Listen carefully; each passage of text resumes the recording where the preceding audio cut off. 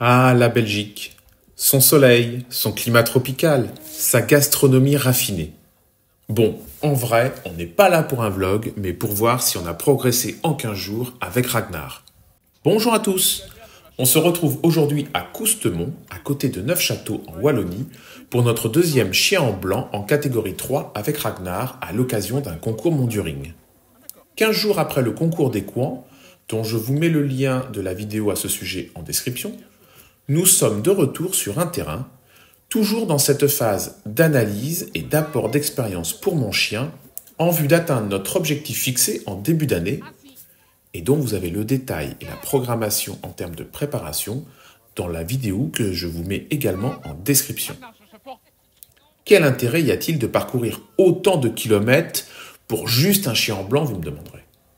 Eh bien, tout simplement pour montrer une culture cynophile différente à mon chien.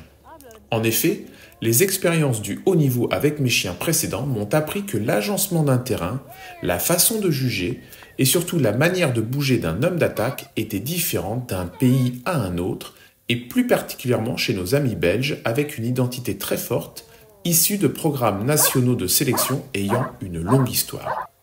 Et donc, c'est une facette que j'estime importante dans la construction d'un chien à l'international parce qu'il faut le préparer à tous les types de mouvements et attitudes qu'il pourrait rencontrer en championnat du monde.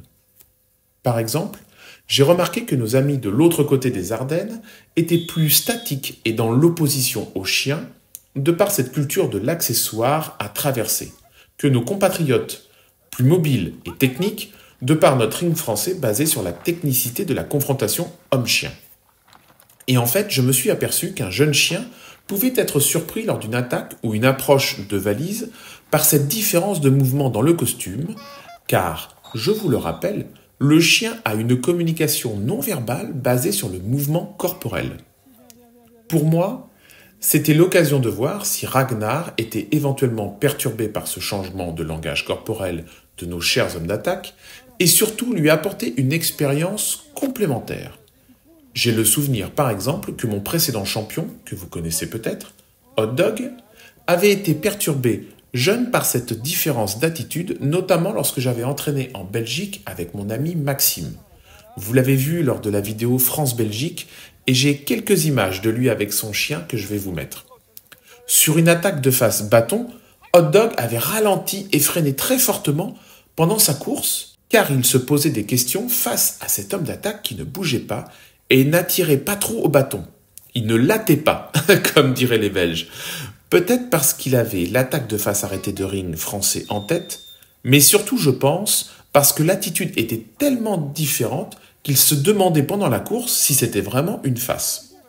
Et je sais que depuis ce jour, je me suis beaucoup intéressé pour préparer les championnats du monde à découvrir la culture cynophile des différentes nationalités en fonction des hommes d'attaque de la compétition. Ça peut paraître un détail comme ça, mais croyez-moi, cela peut faire la différence à très haut niveau.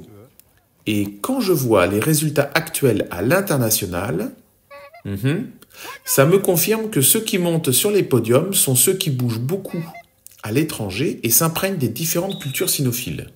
Bon, alors revenons à Ragnar et notre prestation enneigée. Je vous propose de vous donner le bilan des points positifs et négatifs.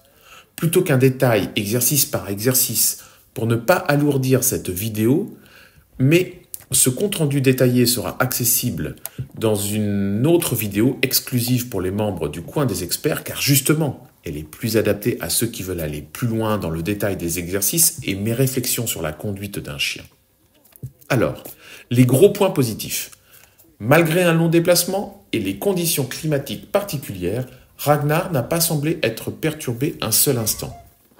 Ça, c'est vraiment un très bon point.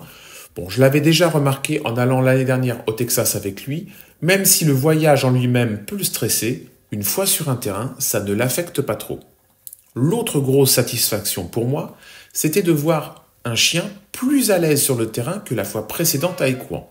Et cela m'encourage à continuer cet enchaînement de chiens en blanc, car je vois un bénéfice de ce côté-là. Il se pose moins de questions à voir du monde autour de lui.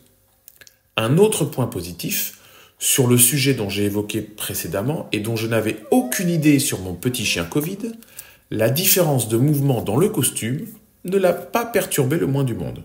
Et ça me rassure car je suis en retard sur les changements d'homme d'attaque, confinement oblige, mais ces qualités naturelles me permettent de compenser.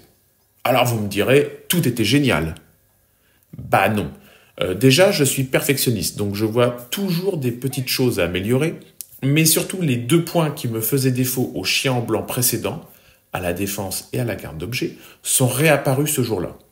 Alors, c'est normal, vous me direz, qu'en 15 jours, je ne vois pas le résultat de mon travail à l'entraînement, mais bon, il faut que je règle cela assez vite, car ça pourrait devenir réellement handicapant pour la suite. Je pense avoir compris les sources d'interrogation de mon chien sur ces phases. Maintenant, reste à le débloquer en trouvant la bonne communication lors de nos prochains entraînements. Et je pense avoir une idée pour cela. On verra bien si j'y arrive. Mais ça, c'est une autre histoire que j'espère vous conter prochainement. Encore merci de votre attention. J'espère que cette vidéo vous aura plu. N'hésitez pas à mettre un pouce bleu, vous abonner pour soutenir et aider le renforcement de notre chaîne sur le partage de notre expérience cynophile. Je reste autant que possible à votre écoute dans la zone commentaire et j'essaie de répondre à tout le monde. J'en profite également pour remercier Anne et Bernard qui sont venus spécialement pour me faire un petit coucou et me montrer leur sujet. Ça me touche beaucoup. Je termine la vidéo détaillée des exercices et leurs commentaires pour nos membres premium Le Coin des Experts et je la mettrai bientôt en ligne. Encore merci les amis, portez-vous bien, soyez bienveillants avec votre animal et je vous dis à bientôt.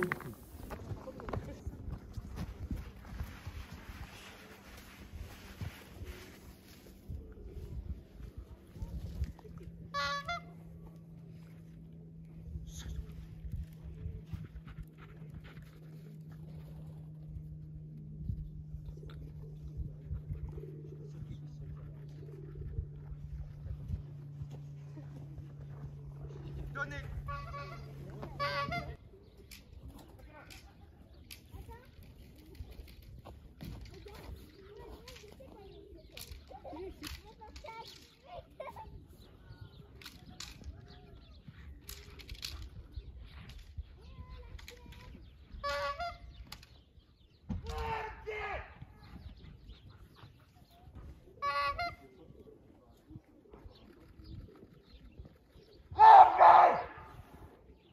Maintenant, tous les restaurants, hein, ferment à 14 heures.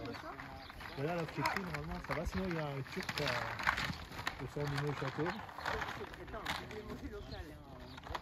Ouais, si tu veux des frites, il faut aller chez Ménil. Chez Ménil, c'est là que...